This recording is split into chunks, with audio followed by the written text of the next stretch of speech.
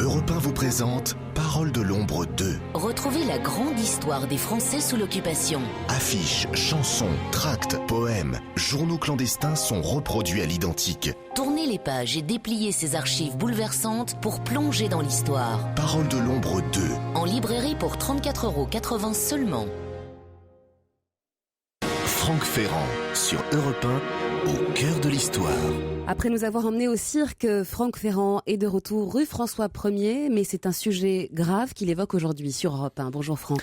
Bonjour Julia, bonjour à tous. L'histoire de France est tissée de dates plus ou moins glorieuses.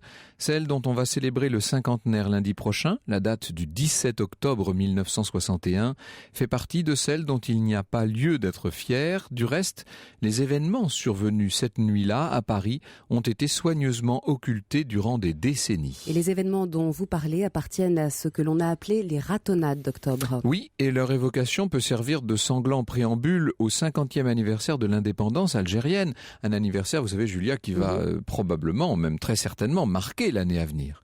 Dieu sait que l'histoire de Paris a connu quantité d'épisodes sanglants, de la Saint-Barthélemy à la semaine sanglante de 1871, au moment de la répression de la Commune. Eh bien, celui dont nous allons parler est à la fois très récent et assez peu connu.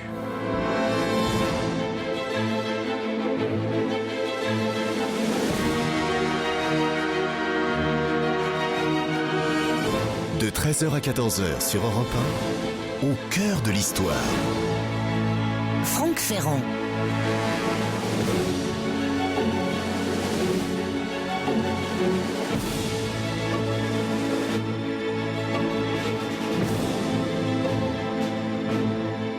Octobre 1961, il y a 50 ans. La guerre d'Algérie est en train de s'achever après 7 ans de combats plus ou moins assumés et plusieurs centaines de milliers de morts.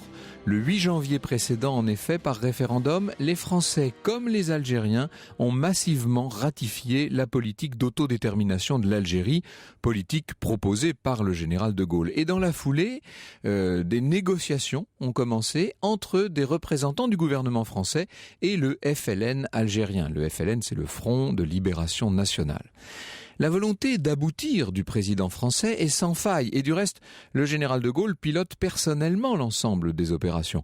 Mais ce qu'il faut comprendre d'emblée, c'est qu'au sein même du gouvernement, la politique d'autodétermination est loin de faire l'unanimité.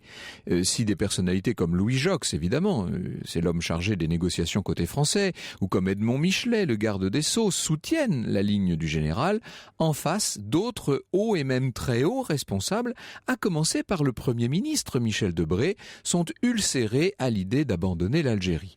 En tout cas, de l'abandonner de cette manière. De cette intime dissension gouvernementale va naître une situation qui, notamment sur un plan policier, va devenir explosive. Alors que le ministre de la Justice, Edmond Michelet, a donc démissionné le 23 août, le ministère de l'Intérieur est aux mains de Roger Frey à ce moment-là. Et Roger Frey soutient la posture très dure adoptée par le préfet de police de la Seine à l'égard des Algériens de la région parisienne. Ce préfet de police s'appelle Maurice Papon. Autant dire un ennemi acharné du FLN qui, lorsqu'il était préfet du Constantinois, un préfet doté de pouvoirs étendus, avait mené une politique ultra répressive.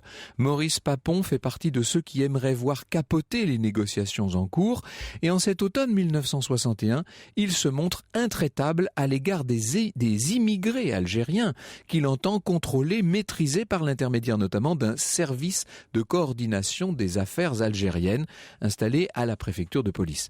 Dès le mois de décembre 59 a été instituée, avec la bénédiction de Matignon, une force de police auxiliaire, la FPA, composée d'Algériens souvent transplantés sauvagement, directement de leur campagne natale. Ils sont basés au fort de Noisy-le-Sec et ils encadrent étroitement, c'est un euphémisme, la population algérienne immigrée qui est très favorable au FLN. Les méthodes employées par la FPA sont pour le moins musclées, arrestations arbitraires, interrogatoires violents, notamment dans les 13e et 18e arrondissements où se concentre la population algérienne à l'époque. Après la démission de Michelet, des équipes spéciales composées de policiers en civil se lancent dans une violente campagne d'intimidation des Algériens vivant en région parisienne. Alors évidemment, De nombreux journaux ont dénoncé à l'époque ces exactions, surtout dans la presse de gauche et d'extrême gauche, mais pas seulement. Le Figaro lui-même s'en est fait l'écho à l'occasion.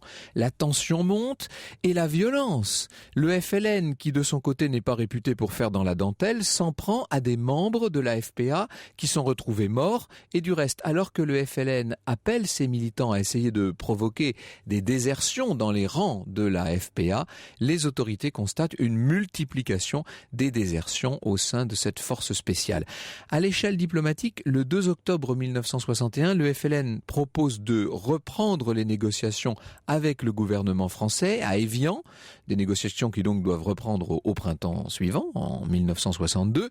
Il faut vous dire que ces négociations avaient été interrompues à la suite d'un grave désaccord sur le sort du Sahara notamment. Pour les hauts responsables français opposés à l'indépendance algérienne, c'est un peu l'heure de la dernière chance. Franck Ferrand sur Europe 1, au cœur de l'histoire. Nous rouvrons aujourd'hui sur Europe 1 un dossier tabou, celui des événements parisiens du 17 octobre 1961. Et à ce moment-là, pour les hauts responsables français opposés à la reprise des négociations avec le FLN, la pression monte. Et c'est dans ce contexte, bien sûr, qu'il faut replacer le durcissement de la position de Maurice Papon, du préfet de police. Pour un coup reçu, nous en porterons 10, a-t-il lancé lors d'un discours prononcé le 2 octobre sur le cercueil d'un gardien de la paix assassiné par le FLN. De fait, les mesures prises par Papon le 5 octobre ressemblent à des mesures de guerre. Notamment, le préfet de police instaure un couvre-feu visant exclusivement les Français musulmans d'Algérie, c'est-à-dire les Algériens qui vivent en région parisienne. Couvre-feu à 20h et qui vise en particulier les cafés qui pourraient servir de lieu de réunion. Alors pour des raisons constitutionnelles évidentes, le terme de couvre-feu n'est pas employé. La circulaire parle de vive recommandation, mais on sait ce que ça veut dire. Vous saisissez le paradoxe. C'est donc au moment où un accord est sur le point d'être trouvé au niveau gouvernemental que dans la rue, la violence va connaître un comble. Et vous allez voir que dans la nuit du 17 octobre, de ce point de vue, on peut vraiment parler d'un comble. La Fédération de France du FLN ne pouvait pas rester sans réagir à l'instauration de fait d'un couvre-feu discriminatoire ordonné par la préfecture de police. Assez vite s'impose l'idée d'une riposte qui doit être massive mais pacifique sous la forme d'une grande manifestation à Paris même. Le but de cette manifestation de masse, c'est de prendre à témoin une opinion publique qui, dans son immense majorité, ignore absolument tout des opérations d'intimidation et des mesures de police mises en place depuis quelques mois. C'est une grosse organisation qui donc se met en branle, une organisation qui se révèle parfaitement réglée. Dès le samedi 14 octobre, tous les militants sont sommés de rester en contact étroit avec leurs responsables et dans la soirée du lundi 16, les directives précises sont transmises ainsi que les slogans de la manifestation. Abat le couvre-feu, naturellement, mais aussi négocier avec le GPRA, vive le FLN, Algérie indépendante et libérer nos détenus. Donc une grosse manifestation pacifique et là-dessus, les consignes sont tout à fait claires. Mais une manifestation très politique, très engagée en faveur du FLN. C'est bien le FLN, in fine, qui organise. Les points de réunion sont tous les nœuds de circulation dans Paris, la Concorde évidemment, mais aussi l'Étoile, l'Opéra, la République, la place Saint-Michel, le carrefour d'Alésia. Ce qu'il faut souligner tout de suite, c'est l'ampleur de l'adhésion de la part des militants. 95% d'entre eux, peut-être même davantage, semblent avoir répondu présent. Et l'on voit dans cette soirée grise et pluvieuse, dans cette soirée très automnale du mardi 17 octobre, on voit violant massivement les consignes de couvre-feu affluer vers le centre de Paris des milliers de manifestants algériens. Combien sont-ils? 35 000, 40 000, 50 000? Difficile d'établir une estimation très précise. Ce qui est sûr, c'est que c'est une marée humaine qui converge sur la capitale et qui court se jeter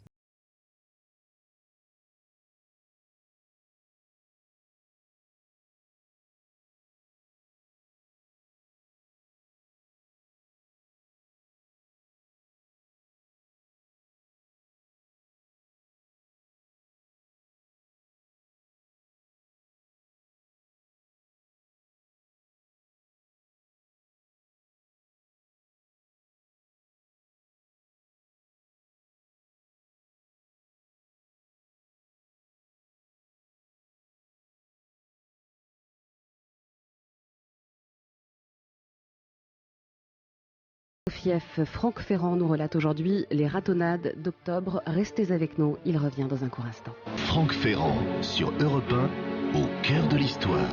Et Franck Ferrand relate aujourd'hui sur Europe 1 les événements parisiens du 17 octobre 1961, au cours desquels des dizaines de manifestants algériens ont été assommés, jetés à la Seine. Si vous souhaitez réagir, n'hésitez pas, on attend vos réactions au 39 21. Le terme événement, Julia, vous savez, est un mot, c'est un euphémisme en fait, qui permet de couvrir bien des choses, et notamment bien des exactions. Voici ce qu'on peut lire sur un tract pro-FLN de l'époque. C'est une relation collective des événements de la part de Parisiens non algériens, témoins du drame. Le tract s'intitule « Est-ce bien sûr ?» Il n'est pas daté. Ébahis et silencieux, disent les témoins en question. Les voyageurs, alors on est je devrais vous préciser qu'on est à la bouche de métro Concorde, s'arrêtent en descendant du métro. Sur le quai, en face, des centaines d'Algériens sont là, serrés les uns contre les autres, les mains au-dessus de la tête, entourés de policiers armés.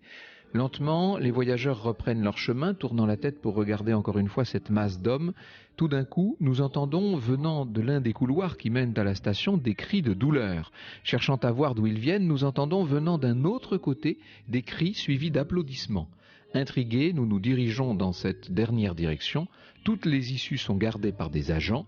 Nous prenons au hasard un sens interdit qui nous mène sur les lieux. Là, le spectacle est extraordinaire.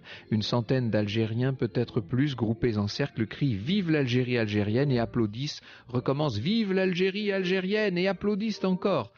Des policiers les entourent, braquant sur eux leurs revolvers. Certains sont juchés sur la rampe de l'escalier mécanique. Les Algériens continuent leurs hurrahs et leurs applaudissements. Nous nous approchons du groupe. Les policiers nous repoussent. « Partez, ici ça va canarder !» Ils ouvrent l'une des issues qu'ils gardent.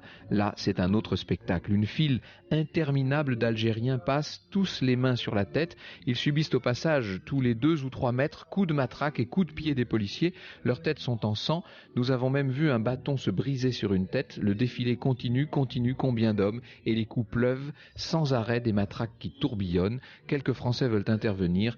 Ils s'éloignent sous les menaces des policiers.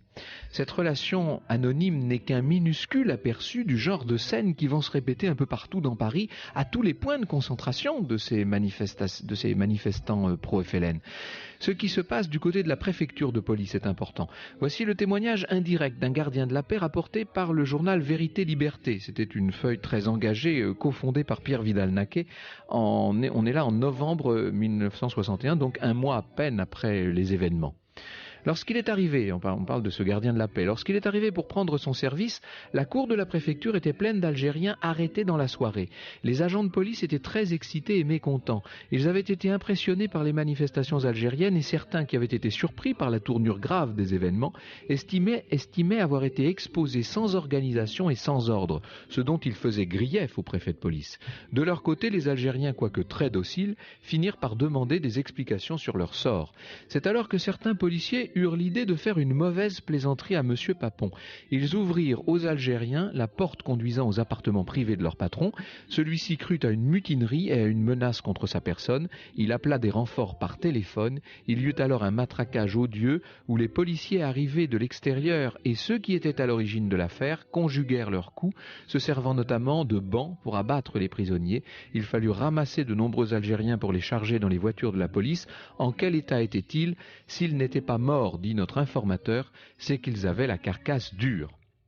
Ces témoignages sont extraits d'un ouvrage de Michel Lévin qui s'appelle « Les ratonnades d'octobre, un meurtre collectif à Paris en 1961 » et c'est publié par Jean-Claude Gozevitch. Alors, vous voyez que toute cette violence a tendance à converger. On sait que par cette nuit terrible, de nombreux corps ont été jetés à la Seine, ce qui rappelle, je l'ai dit tout à l'heure, d'autres épisodes sanglants de l'histoire, évidemment, cette histoire tellement agitée de Paris. Combien ont été tués? Comment? C'est ce que nous allons tenter de savoir avec mon invité Gilles Manceron. Pour ce qui est des chiffres, ils sont assez éloquents. Le nombre officiel des arrestations se monte à 11 538, ce qui est proprement énorme, et ce qui explique que les forces de l'ordre notamment aient dû recourir à des bus de la RATP pour acheminer un certain nombre des personnes arrêtées. Le ministère de l'Intérieur fait état de 13 blessés dans les rangs de la police, tous légers. Côté manifestants, le nombre officiel de victimes à l'époque est de 3 morts et 64 blessés. Évidemment, ces chiffres sont effroyablement minorés. combien y a-t-il eu de morts en vérité? Une vingtaine, comme l'a prétendu la presse de l'époque, ou beaucoup plus? Bien plus tard, le journal Le Monde, dans son édition du 10 février 1982, évoquera, s'appuyant sur des sources proches de l'Institut médico-légal, évoquera le nombre de 200 morts. Ça paraît énorme, mais certains n'hésitent pas à envisager un bilan encore plus lourd. Que peut dire avec ce recul du demi-siècle l'historien de ces faits troublés? Eh bien, c'est ce que je vous propose de voir dans un instant avec notre invité qui s'est longuement penché sur la question.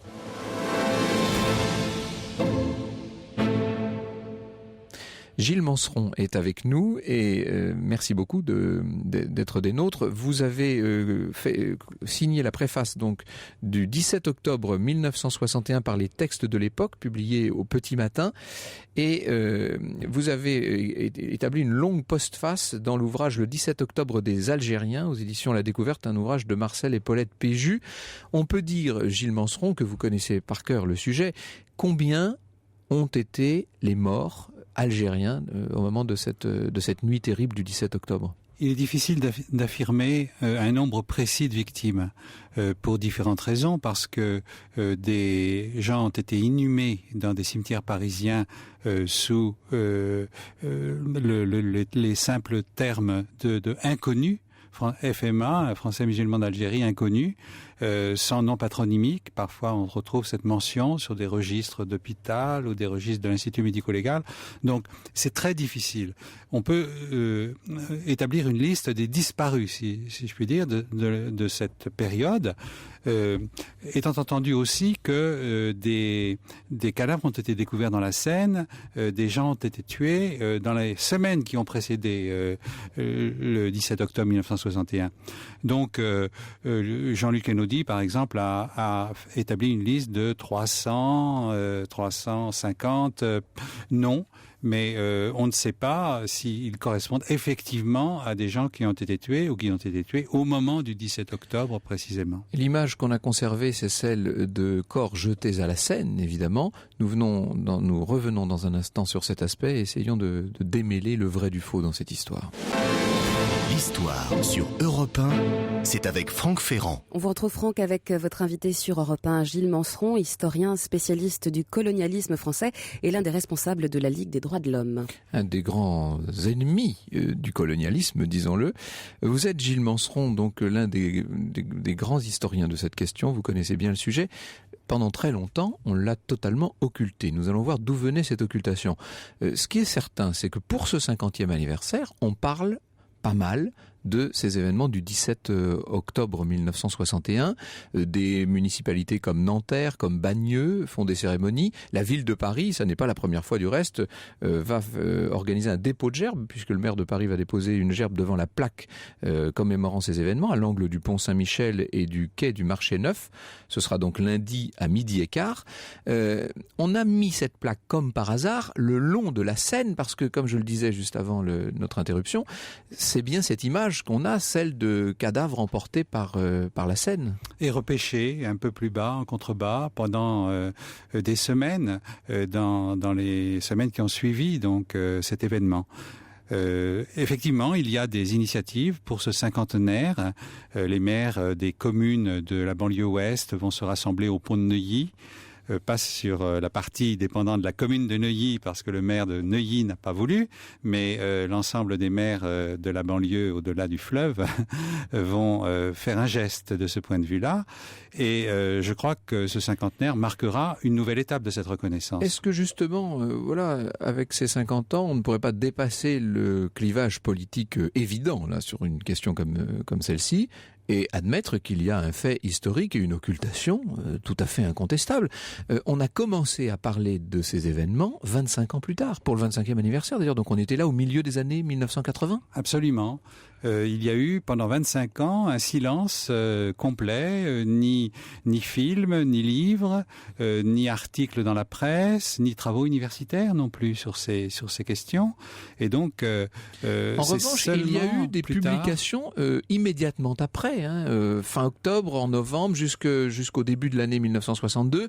On voit circuler des feuilles, souvent anonymes, et puis il y a quand même quelques articles de presse qui se font l'écho de ce qui s'est passé de façon très atténuée, certes. Oui, mais il y a la censure qui interdit un certain nombre d'ouvrages aux éditions François Maspero, par exemple, immédiatement après l'événement. Et puis, il y a un film qui n'a pas eu de visa de censure, Octobre à Paris, qui va sortir d'ailleurs le 19 octobre sur les écrans avec une préface qui le contextualise. Donc, il y a eu un grand silence qui, à mon sens, renvoie à différents facteurs et différentes explications. Nous allons y venir évidemment dans un instant. Disons un mot évidemment de Didier Deninx, du rôle de la fiction dans cette affaire. Oui, Didier Deninx a publié au milieu des années 80 un ouvrage, Meurtre pour mémoire, qui est un roman policier, dans la série noire, qui fait le lien entre le rôle de Papon pendant l'occupation à la préfecture de la Gironde, dans la déportation des Juifs, et la difficulté d'enquêter sur ce rôle exact, et le rôle qu'il a joué à la préfecture de police de Paris pendant cette période de la fin de la guerre d'Algérie. Donc il associe ces deux questions comme des questions difficiles à aborder, puisque c'est dans les années 80 les débuts des investigations sur le rôle de Papon à Bordeaux pendant l'occupation. À l'époque, évidemment, en 1961, on ne parlait pas du tout du rôle de Maurice Papon dans ces affaires juives de la mairie de Bordeaux. 20 ans plus tard, au début des années 80, le Canard enchaîné publie les premières informations sur ce sujet-là. Et effectivement, ça a été un déclencheur aussi. Le procès Papon de 97-98, le procès Papon à Bordeaux pour son rôle pendant la guerre, a été l'occasion aussi de parler du 17 octobre 61. Alors, que du côté des autorités françaises en 1961, on ait voulu totalement étouffer ce qui n'est même plus une bavure à ce niveau-là, qui est un très gros problème, ça se comprend. Ce qui est étonnant, c'est que du côté algérien, on a fait de même. Oui, c'est un facteur secondaire, si je puis dire, par rapport à l'occultation des autorités françaises pour différentes raisons. Par rapport à cet événement, mais c'est un facteur qui a joué. Il me semble que du côté algérien, il y a aussi une volonté de ne pas parler de cet événement pour d'autres raisons qui relèvent des dissensions internes au sein du FLN, entre ceux qui prennent le pouvoir au moment de l'indépendance de l'Algérie, l'alliance Ben Bella-Boumedienne, et puis les opposants à cette alliance, qui sont notamment ceux de la Fédération de France du FLN. Alors les derniers qui pourraient parler de ce qui s'est passé, ce sont les opposants au gouvernement de l'époque et au général de Gaulle, c'est toute la gauche française. Or, on préfère parler d'un événement qui a lieu très peu de temps après, en février 1962, c'est la fameuse affaire de Charonne. Oui, alors ça aussi c'est un facteur d'occultation à mon avis, dans la mesure où la gauche française est sa principale force politique, le Parti communiste, met l'accent sur la mémoire de Charonne, donc cette manifestation contre les attentats de l'OAS en février 62, et pour la paix en Algérie, et non pas pour l'indépendance. C'est un thème qui ne convenait pas au Parti communiste, par exemple, et qui n'était repris que par des franges comme les mouvements étudiants ou certains partis comme le PSU, qui, eux, reconnaissaient la nécessité de l'indépendance. Donc, le Parti communiste met l'accent sur la mémoire de Charonne au détriment de la mémoire de cet événement d'une plus grande ampleur qui avait précédé de 5 mois, le 17 octobre 61. Est-ce que vous pensez qu'un jour, on pourra savoir exactement ce qui s'est passé, qu'on pourra écrire une histoire détaillée de chacun des aspects de cette répression très polymorphe et très étendue à l'échelle de la capitale entière, qu'on pourra faire notamment une liste des victimes très précise? On pourrait certainement progresser dans la connaissance de cet événement et de sa préparation et de son déroulement. Certains fonds d'archives ne sont pas encore accessibles. Je pense par exemple aux notes prises lors des conseils des ministres par le secrétaire de la présidence de l'Élysée, Geoffroy de Courcelles, qui devrait permettre de comprendre mieux les réactions du général de Gaulle lui-même. On aimerait bien savoir ce que le général de Gaulle a dit en conseil des ministres notamment. Ça, nous y venons dans un instant. C'est tout le contexte et c'est toute cette dissension interne au pouvoir même qui explique en fait ce qui s'est passé. Franck Ferrand sur Europe 1, au cœur de l'histoire.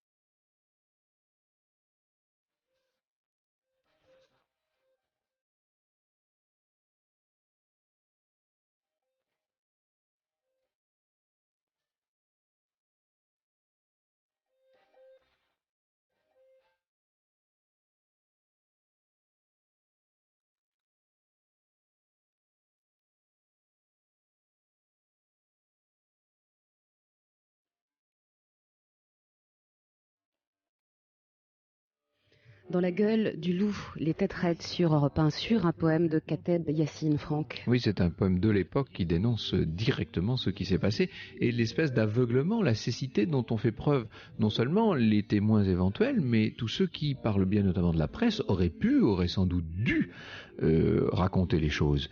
Je faisais de l'aviron à la Basse-Seine à cette date, en octobre 61, nous dit Michel, ou 2 ou 3 jours après.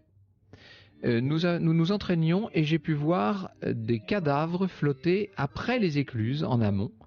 En faisant part à notre entraîneur, j'essaie de lire le message. Oui. Il nous a dit qu'il s'agissait sûrement d'un suicidé. Il croyait peu à ces cadavres au pluriel. Ça rappelle d'autres périodes quasi médiévales. Gilles Manseron, on est vraiment dans... Oui, c'est terrible parce que ces cadavres ont été signalés, vus par beaucoup de gens et on ne les croyait pas quand ils en parlaient ou eux-mêmes n'arrivaient pas à croire à ce qu'ils voyaient. Donc c'est vraiment un déni ambiant. On a cru à la... qui a été très très très largement répercuté dans toutes sortes d'organes du reste. Parce que c'était la préfecture de police, donc c'était la vérité. Oui, c'était accrédité en même temps par le ministère de l'Intérieur, le Premier ministre et les journalistes ont repris, comme ils le font souvent, des données qui leur sont communiquées dans des communiqués officiels et ils n'ont certainement pas croisé suffisamment leurs informations pour confirmer. Ils ont commencé à le faire dans les mois qui ont suivi, en novembre, décembre, en allant dans les bidonvilles pour interroger des gens, voir ce qui se passait vraiment. Et ce n'est qu'après qu'ils ont compris qu'il y avait eu vraiment une manipulation, une mystification. Dans une émission au printemps sur le putsch des généraux avec Pierre Abramovici, nous avons eu l'occasion de voir à quel point le pouvoir gaullien de l'époque n'est pas d'un seul bloc, loin de là. Ce que vous mettez en évidence, vous, comme une cause des violences policières, c'est la totale dissension au sommet de l'État entre les partisans d'une poursuite des négociations avec le FLN et ceux qui, au contraire, voulaient freiner des 4 fers. Et parmi eux, le Premier ministre en personne, Michel Debré. Tout à fait. Le Premier ministre n'est pas d'accord finalement avec ses choix du général de Gaulle dans sa politique algérienne et il n'est plus responsable du dossier, il n'est plus en charge de ce dossier-là, donc il ne peut peser sur cette politique que par le biais d'un secteur dont on lui laisse la responsabilité, qui est le maintien de l'ordre en France métropolitaine. Et donc, il lui faut là un certain nombre de relais. Évidemment, Roger Frey en fait partie. Roger Frey est nommé par lui ministre de l'Intérieur en mai 61, au moment où s'ouvrent les négociations d'Évian. Il remplace Pierre Châtenay.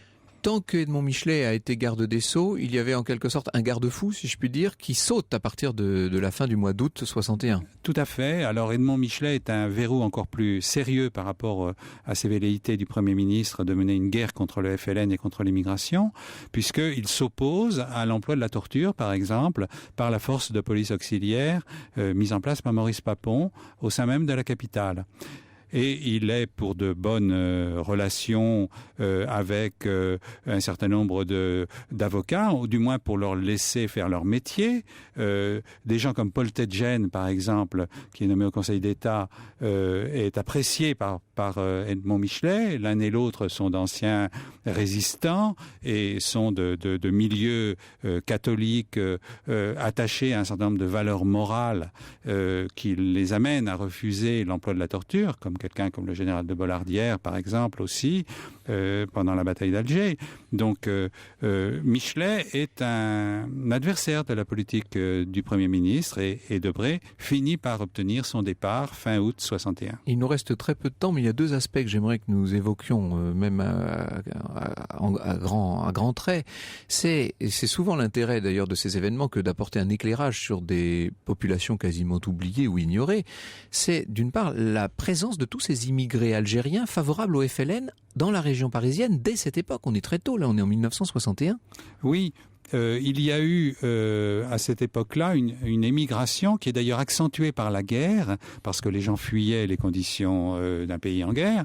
Et donc, On peut évaluer le nombre des Algériens en France autour de 400 000, 400 à 500 000, la moitié étant dans la région parisienne. Et donc, ces gens-là sont dans la périphérie, souvent dans des bidonvilles, notamment ceux de Nanterre, qui sont les principaux, et ils sont un peu marginalisés dans la société. Et ce sont des travailleurs et surtout des hommes. Et puis, mais nous n'aurons pas le temps de développer, dans les forces de l'ordre, dans les forces spéciales mises en place par la préfecture de police, la présence de ces Algériens harkis, donc, et cette présence va contribuer à la mauvaise image des harkis dans l'opinion publique. Oui, bien que le terme de harkis soit assez impropre en l'occurrence. Alors évidemment. C'est la force de police auxiliaire, appelés couramment harkis. Des assimilés harkis, voilà, si l'on pourrait dire. Et qui ont eu très mauvaise presse dans l'opinion française quand on a su quel était leur emploi, et qui ont contribué à ce malentendu de l'opinion française par rapport au phénomène des supplétifs pendant la guerre d'Algérie. Voilà un sujet qui pourra être débattu sans doute au cours des 14e rendez-vous de l'histoire de Blois qui s'ouvre aujourd'hui même avec pour sujet l'Orient. Donc les historiens et les amoureux de l'histoire seront à Blois ce week-end. Marcel et Paulette Péju le 17 octobre des Algériens aux éditions La Découverte, suivi de la triple occultation d'un massacre par Gilles Manceron, que je remercie beaucoup d'avoir été des nôtres pour faire la lumière sur un sujet dont on peut dire au propre comme au figuré et avec toute l'épaisseur du temps qu'il reste particulièrement ténébreux. Bonjour Elena Morna. Bonjour Franck, bonjour à tous. Alors vous savez Franck, moi je pense beaucoup à vous quand je prépare cette émission. Mais c'est gentil ça. Je me suis dit, histoire d'un jour plus l'ombre d'un doute, c'est pas possible, il doit être stressé notre Franck Ferrand. Alors j'ai fait une émission pour vous. Nous allons voir ensemble comment vaincre le stress, mais de façon naturelle, des petits exercices à faire qu'on va vous proposer de faire avec nous. Si vous êtes stressé pour n'importe quelle raison, n'hésitez pas à nous appeler 3921 ou Zen.fr. Je me fais faire un CD et je me le passe en boucle. Ok. À demain Julien. Merci Franck, à demain sur Europe 1. Europe 1 vous présente Parole de l'ombre 2. Retrouvez la grande histoire des Français sous l'occupation. Affiches, chansons, tracts, poèmes, journaux clandestins sont reproduits à l'identique. Tournez les pages et dépliez ces archives bouleversantes pour plonger dans l'histoire. Parole de l'ombre 2. En librairie pour 34,80 € seulement.